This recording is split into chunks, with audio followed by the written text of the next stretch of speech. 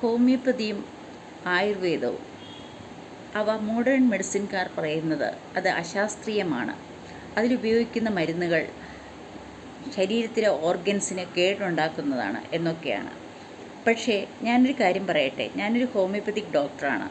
എനിക്ക് വളരെയധികം നല്ല റിസൾട്ടുകൾ കിട്ടിയിട്ടുണ്ട്. അതായത് റീഹൈഡ്രേഷൻ കൊടുക്കേണ്ടി വന്നിട്ടുള്ള ഡയറിയ, വൊമിറ്റിംഗ് അങ്ങനെയുള്ള കേസുകളിൽ പൊട്ടൻസിയിലുള്ള മെഡിസിൻ കൊടുത്ത് മാറ്റാൻ പറ്റിയിട്ടുണ്ട്. ചില ആൾക്കാർക്ക് ഗാഢമായിട്ടുള്ള ഒരു വിശ്വാസമായിരിക്കും ഹോമിയോപ്പതിയിൽ, അവർ മറ്റൊന്നും പറ്റില്ല അവർക്ക്.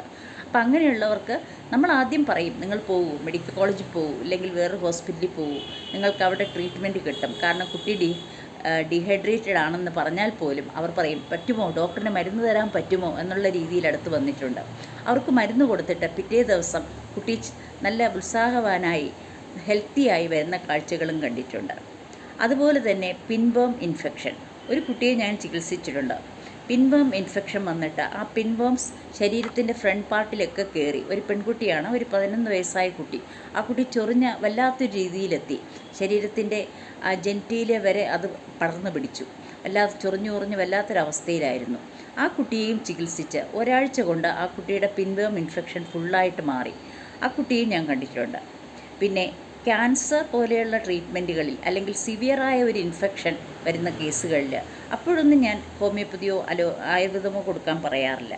പക്ഷേ ആ സമയം നിങ്ങൾക്ക് മോഡേൺ മെഡിസിനും അതുപോലെ തന്നെ ആൻറ്റിബയോട്ടിക്സും കാഴ്സിനോമ മെഡിസിൻസും കീമോതെറാപ്പിയും ഒക്കെ ആവശ്യമായിട്ട് വരാം.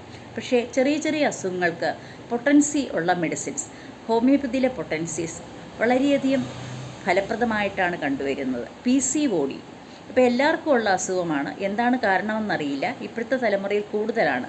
ഹൈപ്പോതൈറോയിഡിസം ഇപ്പോഴത്തെ തലമുറയിൽ കൂടുതലാണ്. പക്ഷേ നമുക്ക് 90% കൂടുതൽ PCODയും അതുപോലെ തന്നെ ഹൈപ്പോതൈറോയിഡിസവും ഹോമിയോപ്പതിക് ട്രീറ്റ്മെൻറ്റ് കൊണ്ട് തന്നെ മാറുന്ന കാഴ്ചയാണ് കാണുന്നത്. അതിൻ്റെ പ്രിൻസിപ്പിൾ എന്തായാലും അത് ചിലപ്പോൾ നിങ്ങൾക്ക് വിശ്വസിക്കാൻ കഴിഞ്ഞിട്ടില്ല, അത് അൺസയൻറ്റിഫിക് ആണെന്നൊക്കെ പറയാം. ചിലപ്പോൾ എനിക്ക് വരെ തോന്നിയിട്ടുണ്ട്. പക്ഷേ എന്തുകൊണ്ടാണെന്നറിയില്ല. അതിൻ്റെ പ്ലേസിബോ എഫക്റ്റ് ഒന്നുമല്ല.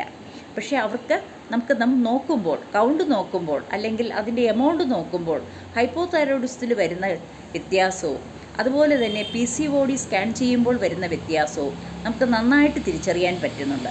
അപ്പോൾ നമുക്ക് പറയാൻ പറ്റുമോ ഹോമിയോപ്പതി നിരോധിക്കണമെന്ന്?